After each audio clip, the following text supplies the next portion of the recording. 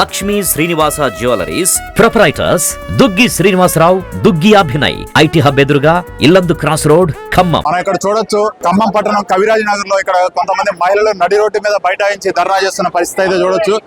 ఒకసారి ఎందుకు ధర్నా చేస్తున్నారనే విషయాన్ని తెలుసుకునే ప్రయత్నం చేద్దాం. ఎందుకు చేస్తున్నారు ధర్నా చెయ్యాలి అనే ఉత్సాహం గానీ ఓపికలు గానీ ఇక్కడ ప్రజలకు ఎవరికీ లేవండి. గత వారం రోజుల నుంచి నీళ్లలోనే కవిరాజ్ నగర్ మునిగి ఉంది. గత ఆదివారం శనివారం రాత్రి వచ్చిన గత వారం రోజుల కింద వచ్చిన వరద అది రెండోసారి రాకుండా గవర్నమెంట్ చర్యలు తీసుకోవాలి. కానీ ఒకటోసారి వచ్చింది, రెండోసారి వచ్చింది. దానికి కారణం ఏంటంటే గవర్నమెంట్ కి మేము వ్యతిరేకం అయితే కాదు.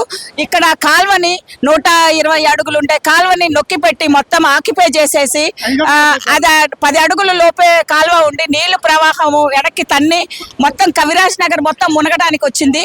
దానిని ఆ కవిరాజ్ నగర్ ఆ మునకని మీరు ఎలా సరి చేయాలంటే ఈ కాలువని మొత్తం ఎక్కడైతే అక్రమ కట్టడాలు ఉన్నాయో రేవంత్ రెడ్డి గారు తీసుకున్న నిర్ణయం 100% కరెక్ట్.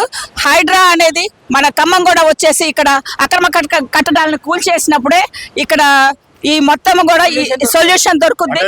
120 అడుగులు వెడల్పు ఉంది అంటున్నారు కదా.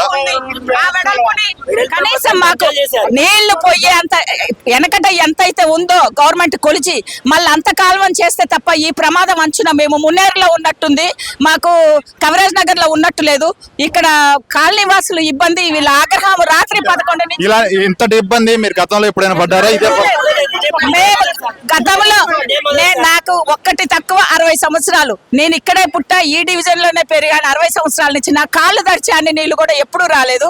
ఇక్కడ ఇన్ని నీళ్లు రావడానికి కారణం కేవలం అక్రమ కట్టడాలు, కబ్జాలు. పూర్తి స్థాయిలో అక్రమ కట్టడాలని గత ఏడాది జరిగినాయి అంటారు. ఎట్లా మీరు గత ఏడాది జరిగింది నేను అనట్లేదు, కానీ బ్యూటిఫికేషన్ సుందరీకరణ అని చెప్పేసి ఏదైతే ట్యాంక్ బండ్ని సుందరీకరణ చేసి దాన్ని కట్టని ఎత్తు పెంచారో మా వాటరు వెళ్ళిపోయి లకారంలో పడాలి.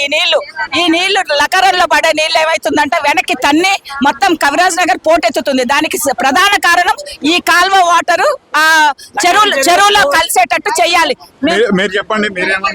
మేము అనుకునేది కూడా ఒకటే సార్, ఏంటంటే 7వ నెంబర్ నుంచి 14వ నెంబర్ వరకు కూడా మేము పుట్టి పెరిగింది ఇక్కడే 11వ డివిజన్ లోనే పుట్టి పెరిగినాం. ఇంతవరకు కూడా ఎప్పుడు కూడా నీళ్లు పోటు చూడలేదు. నీళ్లు మంచి నీళ్ళు వస్తే పర్లేదు, మొత్తం మురికి నీళ్లు ఇళ్లలోకి వచ్చి గత వారం పోయిన శనివారం నుంచి సుమారుగా ఇట్లా వరద రావడం వల్ల ఎంత వరకు నష్టపోతున్నారు? అన్ని కుటుంబాలు కవిరాజ్ నగర్ మొత్తం నష్టపోతున్నాము. ప్రతి ఒక్కళ్ళు మొత్తం 8,600 కుటుంబాలు ఉన్నాయి. కింద ఫ్లోర్ లో ఉన్న వాళ్ళందరూ ఆగమైపోయి ఊరు వదిలిపెట్టి వెళ్ళిపోతున్నారు, రోగాలు పాలయ్యారు.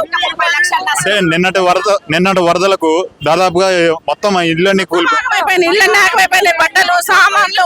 ఇప్పుడు నైట్ నుంచి 3 రోజులు అవుతుంది మేము నిద్రపోక, 3 డేస్ నుంచి నిద్రపట్ల, వారం రోజుల నుంచి ఇదే బాధ.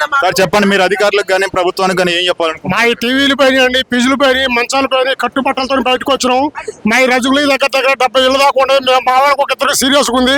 ప్రభుత్వం వెంటనే ఆదుకొని మా కవరేజ్ నగర్ని కాలం వెడల్పు చేయాలని మేము కోరుతున్నాం. మేమందరం కూడా రోడ్డు మీకు అందుకోసం వచ్చారు.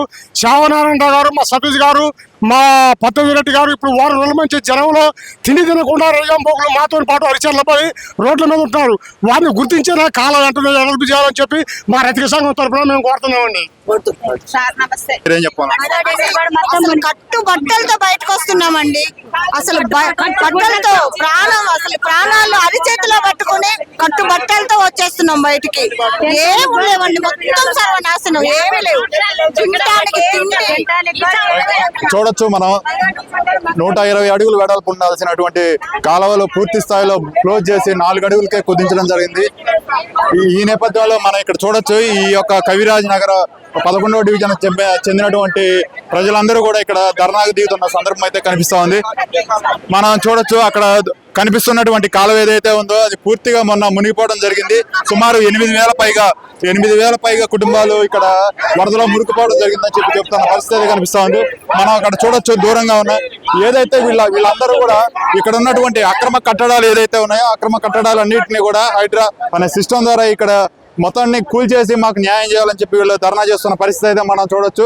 మొత్తంగా ఇక్కడ 8,000 కుటుంబాలు ఇక్కడ ఈ కవిరాజ్ నగర్ లో నివాసం ఉంటున్నట్లు వీళ్ళు చెప్తా ఉన్నారు.